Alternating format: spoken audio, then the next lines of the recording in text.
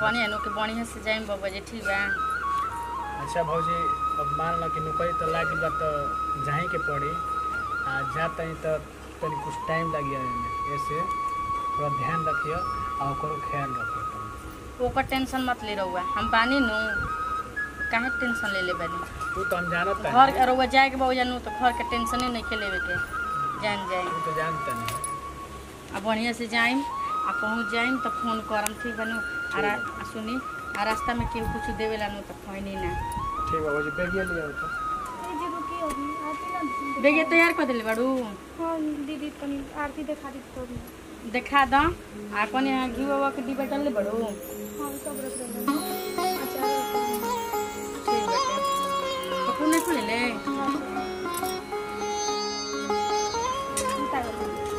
अच्छा ये देखा द मां के बेगे लेके ठीक बा। जी अभी कुछ दिन बाद शादी करो अभी काहे जातो नहीं अब मान लो नौकरी बा तो जाही के पड़ी। हमरे तो उनको अच्छा नहीं के लागो भौजी से हम कहने कहे ना अच्छा लगी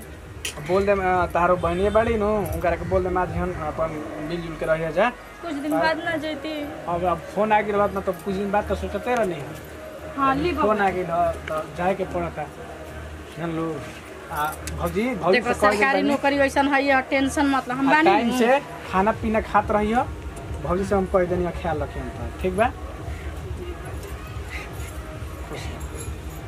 बढ़िया से जाए बाबू ठीक बा चलिए हम दोरे तक ले छोड़ दें चल ध्यान रखिए अपन बाय।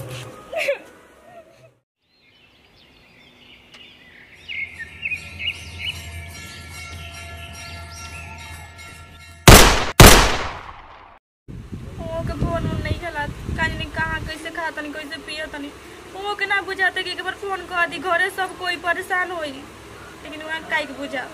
जे परेशान बहु नु तुमको मन नहीं के लगा काहे को नहीं आ कहीं उदास पड़ो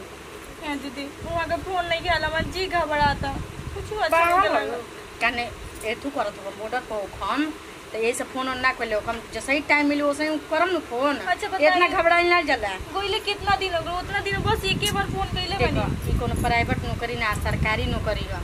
अगर आज भी आज अभी भी बुलावा आज न तो उनके जाए के करी ये मैं सब कुछ त्यागे के पड़ेला लेकिन हमें हमें टेंशन ना जरूर फोन करी कुछ होई ना दीदी वहाँ के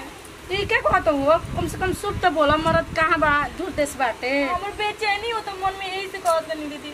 ऐसा कोनो बात ना बोलल जाला कहीं आदमी जाला नु तो भगवान से प्रार्थना कइल जाला कि जहाँ भी हमारा आदमी बा सलामत रहस जानलू जा खा पहले तो खाना वाना खा तो फोन करियन टेंशन मत ल आखिर कहीं बाजल लोग हमें से नहीं किन करत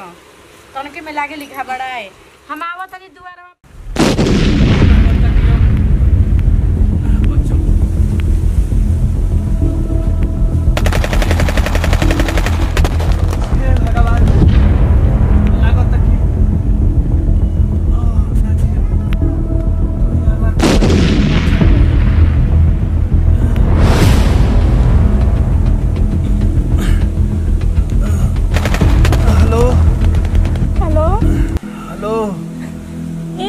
फोनवा काहे ना करत रहियो फोन ए जी रो ठीक बनी ना। हां हम ठीक बनी तो सुनो ना। हां बोली अपन ख्याल रखिए भौजी ठीक बाड़ी ना। हां जी सब जो ठीक बा हम तो जीवा घबरा गेल रो फोन ना कर दनिया तो ऐसा कोनो बात नहीं क्यों ए जी रो कब आई बहुत जल्दी हम आए तो अपन ख्याल रखिए हमरे तन को अच्छा नहीं के लाता जब जी घबरा तो लकी और कुछ भइल नहीं के ना कुछ नहीं किया भाई ठीक ठीक बार रखत में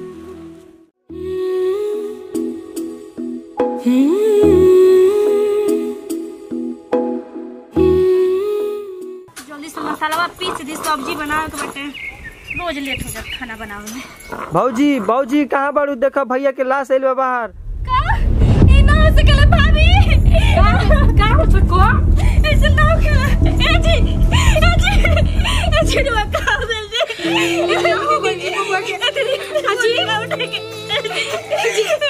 पैसा भइला जी ना हमको छोड़ के ना चल सके संभाल अपने कहीं ना उठेगे जी लोग खाना नहीं वापसी आ मैं लगे ना रोज खाना नहीं हो के नहीं